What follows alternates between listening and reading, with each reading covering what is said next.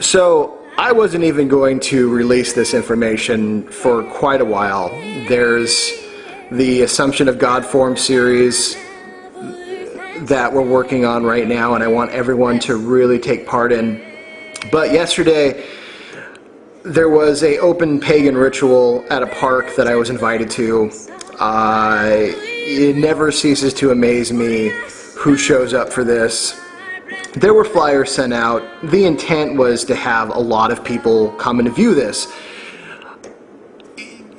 You know, that's fine. If you're not a pagan, that's great. If you don't want anything to do with it, stay away. But the fact that a group of militant, very anti-anything but Christians showed up for the sole purpose of disruption and to intimidate and make threats just is so fucking ridiculous to me that it just, you know, it's an affront on all that is good and decent and is in no way in line with freedom and liberation and honor and truth. And in all ways reflects the elitist and greedy and self-serving purposes of the Illuminati and the reptilian agenda, which really furthers to make me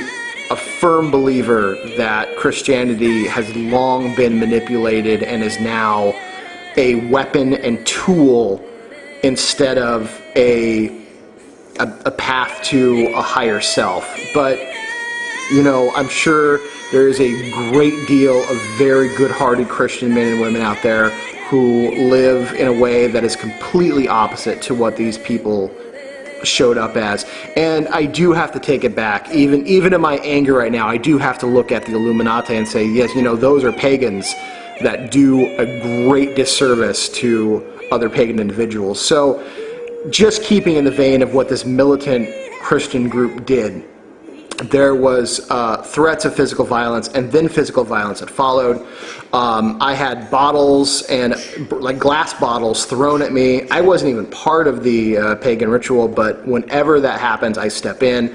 And my first intent is just to move everyone apart and, you know, stand my ground and say, you know what, this is freedom of speech, this is freedom of religion, we have every right to do this, you need to stand down, you're being essentially a terrorist.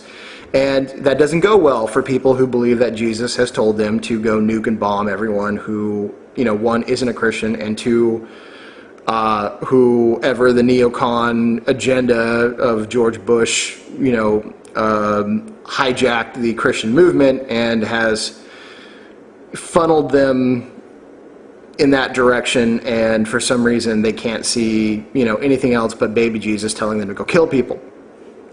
So in this process, I had to pick somebody up off the ground over my head and hurl them back to the ground.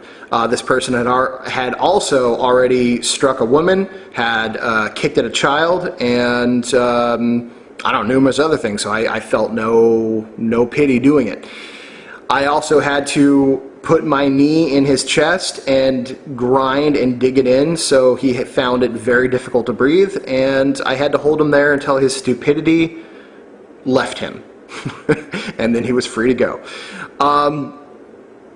So I guess really what it came down to is I really feel that my pagan brothers and sisters, and, you know, even if you're not a pagan, that's fine. I really feel it's time, but, well, here's the thing. Because I do everything in a pagan vein, because that's my mindset, because, you know, I study pagan stories, I study pagan mythology, and I've done it since the age of, you know, 9 or 10, and so that's 20 plus some odd years. Everything in my life revolves around that. Well, I shouldn't say everything, but a lot of things do. At least in how I present myself and how I think and my worldview. But because I am also very interested in physical culture, you better believe I draw parallels between the great heroes of especially Germanic and European paganism and my own physical practice. I am and there's been some people that have picked up on this, I am a pagan strongman. I do pagan-themed strongman shows. They've been small. I've been building up an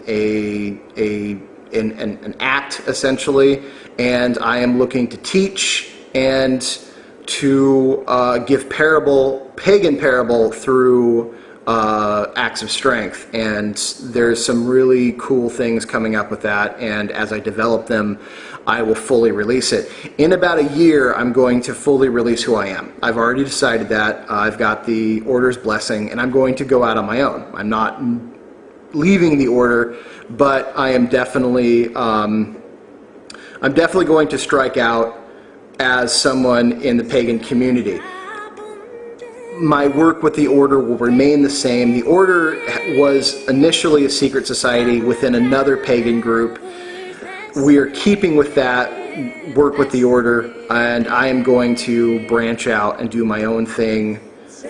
And the link between spirituality and strength training is my major focus, and of course my major focus in spirituality is European and Germanic paganism.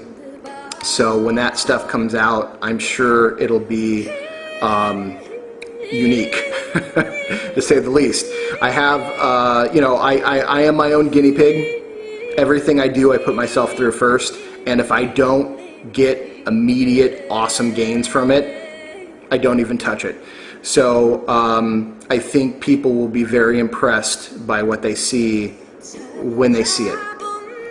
I want everyone who's interested in really stepping up their physical formidability, their physical prowess, to spend the next year going through what I'm about to lay out. And I'm big on leg training, and I'm big on grip training. Leg strength and hand strength are your primary, highly functional tools. Your next is actually your back. Pulling, back strength, lifting.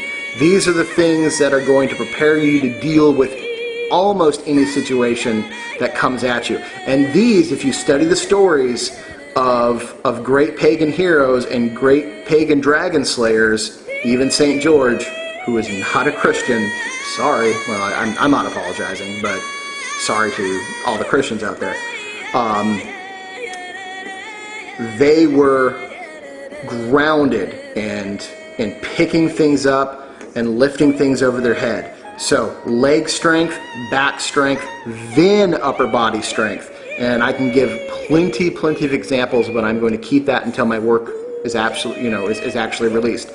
So for the next year, squats, something called farmer walks, which you'll learn to love, and push-ups.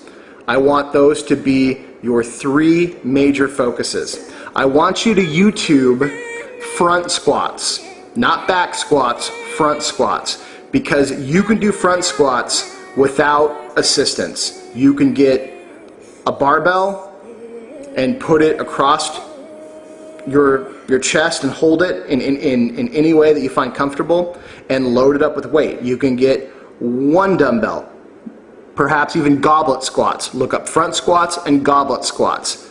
Find the one that works for you and train it heavy. I have a number of sandbags that I've made at home, backpack or duffel bags. You fill them up, zip it shut, wrap the hell out of it with duct tape, and you have your sandbag. I have a 100-pound sandbag, 150-pound sandbag, all the way up to 250-pound sandbag. I pick it up, put it over my shoulder, do a squat, set it down, pick it up, put it over the other shoulder, do a squat, set it down. I'll do 50 to 60 reps, done up to 100 and plus more. Heavy leg training. Start with 20 repetitions with a heavy weight. Work up. Now, heavy weight is probably 25% of your own body weight. Do as many as you can do. Set it down, rest. Once you get to 20, you're done. When you can chain all the way to 20 reps, then add 5 more reps. Build up to 25, then 30, all the way up to 50. 50 reps with 25% of your own body weight is really good, really strong legs if you're doing front squats. Second, farmer walks, very important. These will take the leg work that you did and then apply it more evenly throughout the body. So pick up the same sandbags, the same dumbbells, the same whatever, one in each hand, or just heavy one-sided farmer walks. Again, look up farmer walks on YouTube to get an idea, and then go for a walk. Look for a football field. Or if there's not a football field, hold it in your hands and walk around for 5-10 minutes. Build up to 10 minutes. Again, the weight should be maybe, I walk football fields with a 150-pound dumbbell in each hand. But that's what I've built up to. I didn't start that way. This is the power of belief and understanding myth and how it transforms your life. And this is what I've really worked at, and this is the information I'm going to release. When you get that in your head, when you realize that the Beowulf, the Siegfried, the Thor, the Hercules of yesteryears are waiting for people to re-step up into those roles, you'll feel a sense of calling into it. And this is what I felt in my own life. So pick up weight that's heavy, almost, that's heavy enough for you to take, steps with, but heavy enough to challenge you. You know what I mean? I mean, heavy enough to challenge you, but light enough so where you can actually work with it. And go for a walk. Build up to 10 minutes. Even if you've got to switch hands, it doesn't matter. If all you can find is one dumbbell that's pretty heavy, switch hands with it. It doesn't matter. It's not the fact that you can't do it in an ideal sense. It's the fact that you are doing it. Something is better than nothing. And so if you have to tweak with the program to make it work, do it. Other thing, you'll probably already know what they are. Push-ups, but do good push-ups, all right? Don't do fast, weak, too quick, whatever. I've seen people do push-ups and they're piss poor. Do good form push-ups. Build up to 100 push-ups, okay? Again, set a goal of 20. Once you get 20 in a row, then 25, whatever. You're building up to being able to do 100 push-ups in a row. Good form, solid, not too fast, slower the better actually, but just good moderate speed push-ups. And you're going to do it all within an hour. So you're going to do your squats, your farmer walks, and your push-ups all in an hour, and you're going to do that 3 times a week. Okay? I don't care what days those are, just do it 3 times a week. Okay? I'm not even going to touch stretching. I'm not going to touch anything else right now, but that's the foundation. Legs, full body, upper body. Your back is going to get a lot of work in this, even though you're not doing a lot of pulling motion, especially in the front squats. Your stomach, your abs are going to get a lot of work, especially in the front squats and especially in the push-ups, because you're actually contracting them and holding them together as you're doing these motions. Farmer walk, the same thing. Your whole body is going to get worked, and you're doing it in ways that actual pagan heroes and warriors of the past really did their training, maybe with different equipment, but the effects are going to be the same, and the spiritual effects are going to be the same. And when you realize you're training the same way Beowulf trained, something positive happens in your mind. Trust me. So, if you have any questions, email me. I'm not going to go on this subject for very much longer because I've got other things that I want to do, but I want to put it out there.